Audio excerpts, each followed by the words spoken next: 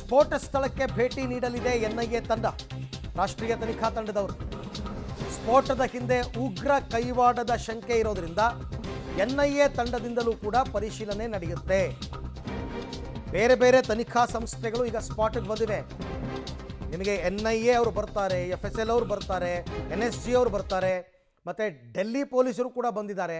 ಅವರವರದ್ದೇ ಆದ ರೀತಿಯಲ್ಲಿ ಅವರು ತನಿಖೆಯನ್ನು ಕೈಗೊಳ್ತಾರೆ. ಕೊನೆಗೆಲ್ಲ ಸೇರಿ ಒಂದು ಕನ್ಕ್ಲೂಷನ್ಗೆ ಬರಲಾಗುತ್ತೆ.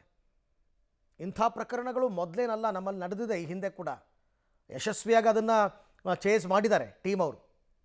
ಅಂದರೆ ಯಾರು ಏನು ಎತ್ತ ಅಂತಕ್ಕಂಥದ್ದು ಗೊತ್ತಾಗುತ್ತೆ. ಈ ಬಗ್ಗೆ ಮತ್ತಷ್ಟು ಮಾಹಿತಿ ನನ್ನ ಕೊಲೀಗ್ ಶಬೀರ್ ಅವರಿಂದ ಪಡೆಯೋಣ. ಶಬೀರ್, ಈಗ ಘಟನೆ ನಡೆದು 14 ಗಂಟೆ 15 ಗಂಟೆ ಆಗ್ತಾ ಬಂತು. NIA ಟೀಮ್ ಇನ್ನೂ ಕೂಡ ಸ್ಪಾಟ್ಗೆ ವಿಸಿಟ್ ಮಾಡಿಲ್ವಾ ಅಂತ? ನೋಡಿ, ಈ ಘಟನೆಯನ್ನು ವಿಶ್ಲೇಷಿಸುವಂಥ ಕೆಲಸವನ್ನು NIA ಮಾಡ್ತಾ ಇತ್ತು. ಈಗ ಕಡೆಯ ಹಂತದಲ್ಲಿ NIA ಕೂಡ ಸ್ಪಾಟ್ ಇನ್ಸ್ಪೆಕ್ಷನ್ ಅನ್ನು ಮಾಡುವಂಥ ಕೆಲಸವನ್ನು ಮಾಡ್ತಾ ಇದೆ. ಇನ್ನೇನು ಕೆಲವೇ ಹೊತ್ತಿನಲ್ಲಿ NIA ವಿಶೇಷ ಟೀಮ್ ಇಲ್ಲಿ ಬರುವಂಥ ಸಾಧ್ಯತೆಗಳನ್ನು ಕೂಡ ನಿರೀಕ್ಷೆ ಮಾಡಲಾಗ್ತಾ ಇರುವಂಥದ್ದು. ಈಗಾಗಲೇ ನಿನ್ನೆ NSG, ATS, ಡೆಲ್ಲಿ ಪೊಲೀಸ್ ಎಲ್ಲರೂ ಕೂಡ ಬೇರೆ ಬೇರೆ ತನಿಖಾ ಸಂಸ್ಥೆಗಳು ಈ ಒಂದು ಸ್ಥಳಕ್ಕೆ ಬಂದು ಸಾಕ್ಷ್ಯಾಧಾರಗಳನ್ನು, ಪುರಾವೆಗಳನ್ನು ಮತ್ತು ಸ್ಥಳದಲ್ಲಿ ಸಿಗಬಹುದಾದಂಥ ಎಲ್ಲ ವಸ್ತುಗಳನ್ನು ಕಲೆಕ್ಟ್ ಮಾಡುವಂಥ ಕೆಲಸವನ್ನು ಮಾಡಲಾಗಿದೆ.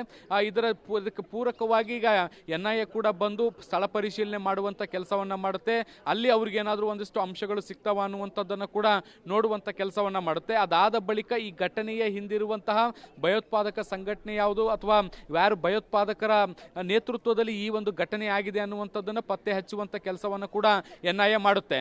ನಿನ್ನೆ ಈ ಒಂದು ಘಟನೆ ಆದ ಬಳಿಕ ಈ ಒಂದು ಘಟನೆಯನ್ನು ಕ್ಲೋಸ್ ಆಗಿ ಮಾನಿಟರ್ ಮಾಡುವಂಥ ಕೆಲಸವನ್ನು ನಿರಂತರವಾಗಿ NIA ಮಾಡ್ತಾ ಇರುವಂಥದ್ದು.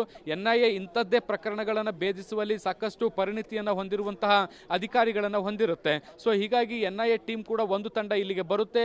ಈ ಘಟನೆ ಆದ ಬಳಿಕವೂ ಕೂಡ ಈ ಎಲ್ಲ ಘಟನೆಗಳಿಗೆ ಪೂರಕವಾದಂಥ ಮಾಹಿತಿಯನ್ನು ಕಲೆ ಹಾಕುವಂಥ ಕೆಲಸವನ್ನು ತನ್ನ ನೆಟ್ವರ್ಕ್ನಿಂದಲೂ ಕೂಡ NIA ಈಗಾಗಲೇ ಮಾಡ್ತಾ ಇರುವಂಥದ್ದು.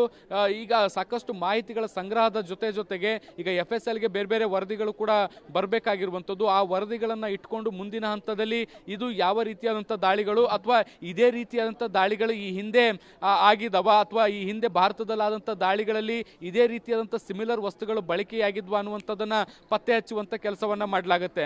ನೋಡಿ, ಪುಲ್ವಾಮಾದಲ್ಲಿ ನಡೆದಂತಹ ದಾಳಿಯಲ್ಲಿ ಬಳಕೆಯಾದಂಥ ಕೆಲವೊಂದಿಷ್ಟು ಕಚ್ಚಾ ವಸ್ತುಗಳು ಕೂಡ ಈ ಒಂದು ಸ್ಫೋಟದಲ್ಲೂ ಕೂಡ ಇತ್ತು, ಅದರ ಕುರುಹುಗಳು ಇದ್ದಾವೆ ಅನ್ನುವಂತಹ ಮಾಹಿತಿಗಳು ಕೂಡ ಇದ್ದಾವೆ. ಸೊ ಅದನ್ನೆಲ್ಲವನ್ನ NIA ಅನಾಲಿಸಿಸ್ ಮಾಡಬೇಕಾಗುತ್ತೆ. ಯಾಕೆಂದರೆ ಅಲ್ಲೂ ಕೂಡ NIA ತನಿಖೆಯನ್ನು ಮಾಡಿತ್ತು, ಅದರ ರೆಕಾರ್ಡ್ಸ್ ಕೂಡ NIA ಬಳಿ ಇರುತ್ತೆ. ಸೊ ಆ ಒಂದು ವರದಿಗಳಿಗೆ ಈ ವರದಿಗಳನ್ನು ಮ್ಯಾಚ್ ಮಾಡುವಂಥ ಪ್ರಯತ್ನವನ್ನು ಮಾಡಿದಂಥ ಸಂದರ್ಭದಲ್ಲಿ ಒಂದು ಕನ್ಕ್ಲೂಷನ್ ಸಿಗುವಂಥ ಸಾಧ್ಯತೆಗಳನ್ನು ಕೂಡ ನಿರೀಕ್ಷೆ ಮಾಡಬಹುದು. ಆ ನಿಟ್ಟಿನಲ್ಲಿ NIA ಕೂಡ ಈಗ ತನಿಖೆಯನ್ನು ಶುರು ಮಾಡಿಕೊಂಡಿರುವಂಥದ್ದು. ಅರವಿಂದ್, ಹಾಗೆ ಸಂಪರ್ಕದಲ್ಲಿರಿ ಶಬೀರ್, ನಿಮ್ಮ ಜೊತೆ ಮಾತಾಡ್ತೀನಿ. ಸೊ NIA ಟೀಮ್ ಅವರು ಒಂದಷ್ಟು ಪ್ರಾರಂಭಿಕ ಮಾಹಿತಿಯನ್ನು ತರಿಸ್ಕೊಂಡು ಈಗ ಅವರು ಸ್ಪಾಟ್ಗೆ ಬರ್ತಾ ಇದ್ದಾರೆ.